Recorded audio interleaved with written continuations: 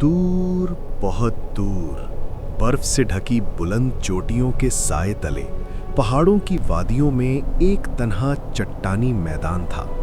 तेज हवा जब बर्फानी चोटियों से टकराती तो एक सर्द सरगोशी बनकर नीचे उतरती। इसी वादी के किनारे एक कुदरती चट्टान की ओट में एक पहाड़ी जंगली बकरी अपने नन्हे से बच्चे के साथ रहती थी।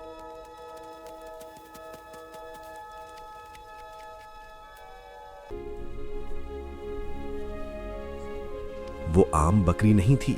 उसका जिस्म मजबूत और आंखें सुनहरी थीं, जैसे पहाड़ों की धूप उसमें उतर आई हो। उसका बच्चा अभी कमजोर था, मगर आंखों में तजस्सुस और मासूमियत की पूरी दुनिया बसाए हुए। हर सुबह सूरज की पहली किरण जब बर्फानी चोटियों को सुनहरा करती, हिरन अपने बच्चे को आहिस्ता से चोंचती। उठो मेरे नन्हे पहाड़ी शहजादे, आज हवा कुछ नरम है। बच्चा लड़खड़ाते कदमों से उसके साथ घास की तलाश में निकल पड़ता।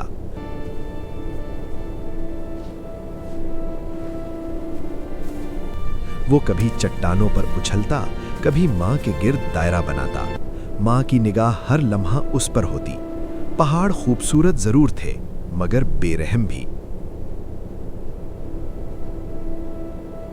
रात को वो दोनों चट्टान की दरार में बनी एक कुदरती पनाहगाह में सिमटकर सो जाते। बाहर हवा चीखती रहती, मगर मां की मौजूदगी बच्चे के लिए ढाल थी। यही उनकी दुनिया थी, मुख्तसर, सादा, मगर मोहब्बत से भरी। एक दोपहर जब सूरज आसमान के ऐन वस्त में था और वादी में तेज रोशनी फैली हुई थी, बच्चे ने अचानक दूर की एक पहाड़ी पर हरकत देखी। मां, वो देखो, कोई आ रहा है। हिरन ने नजरें उठाईं। दूर एक आदमी खड़ा था। उसने चरवाहे का लिबास पहना हुआ था, लंबा सा खाकी कुर्ता, कंधे पर चादर और हाथ में एक लकड़ी जैसी लाठी। वो बिल्कुल किसी आम चरवाहे की तरह लग रहा था।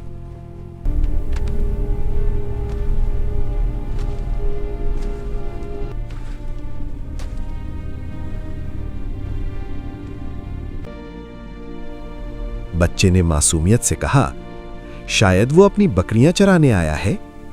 हिरन ने गहरी सांस ली। दूर से देखने पर वो वाकई चरवाहा ही मालूम होता था।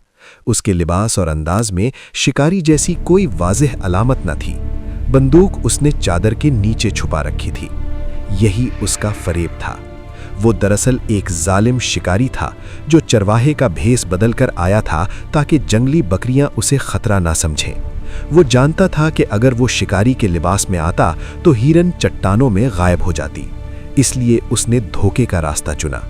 धूप में चमकते हुए उसके चेहरे पर एक सर्द मुस्कुराहट थी।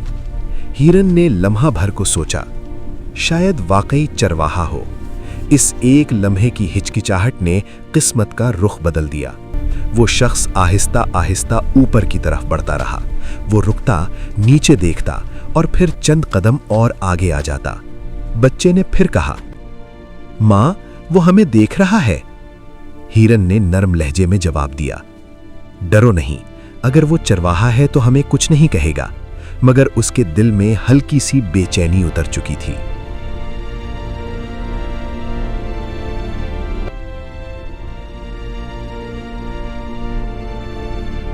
अचानक हवा का एक झोंका आया, चादर हटी और लम्हा भर को धूप में धात की चमक नमूदार हुई।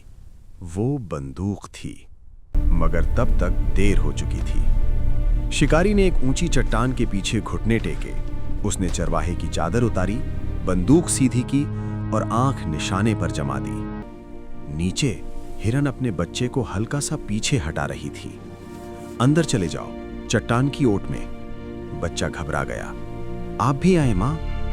हिरन ने उसके माथे को चूंच दी। मैं अभी आती हूं। वो जानती थी कि अब खतरा सामने है, मगर वो नहीं चाहती थी कि गोली बच्चे तक पहुंचे। वो एक कदम आगे बढ़ी, फिर दूसरा। ऊपर उंगली घोड़े पर दब रही थी। वो एक लम्हा। हवा रुक गई, पहाड़ खामोश हो गए, वक्त जैसे ठहर गया। और फिर धमाका। गोली की आवाज पहाड़ों से टकराकर गूंज उठी। परिंदे उड़ गए, फिजा में गर्द फैल गई। हिरन का जिस्म लर्जा और वो चट्टान पर गिर गई। बच्चा चीखता हुआ बाहर आया, माँ! वो अपनी माँ से लिपट गया। उसकी नन्ही नाक माँ की गर्दन से रगड़ती रही, जैसे वो उसे जगाना चाहता हो। उठो ना, हमने अभी नीचे वाली वादी देखनी थी। मगर आंखें अब साकित थीं। धूप अब भी वैसी ही थी, पहाड़ अब भी वैसे ही थे, मगर बच्चे की दुनिया बदल चुकी थी। ऊपर चट्टान पर खड़ा शिकारी एक लम्हा रुका। उसने अपनी चादर दोबारा ओढ़ी। वो चरवाहे जैसा ही दिखाई दे रहा था, मगर उसके हाथ खून से रंगे थे। वो आहिस्ता आहिस्ता नीचे उतरने लगा। बच्चे ने खौफ से पीछे देखा और फिर पूरी ताकत से दौड़ पड़ा। वो चट्टानों पर उछलता, फिसलता, गिरता, फिर उठता रहा। आखिरकार एक ऊंची चोटी पर जाकर रुका।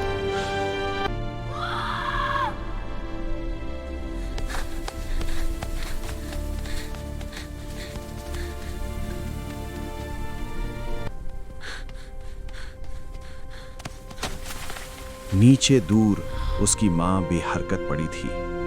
सूरज अब भी रोशन था, मगर उसकी आंखों में अंधेरा भर चुका था। उसने एक आखिरी बार अपनी मां को देखा। हवा ने उसके नरम बालों को हिलाया और फिर वो मुड़ गया। वो पहाड़ों की वसत में गुम हो गया, तन्हा, खामोश, मगर जिंदा।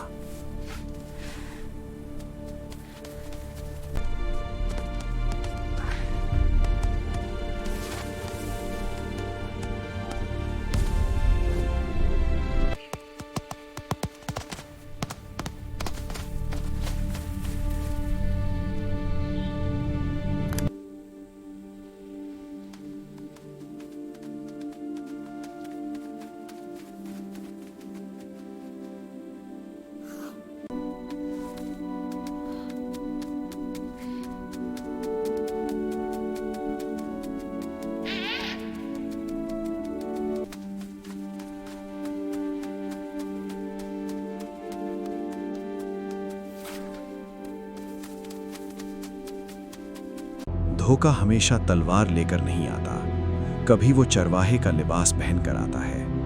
और माँ हमेशा आखिरी सांस तक ढाल बनकर खड़ी रहती है।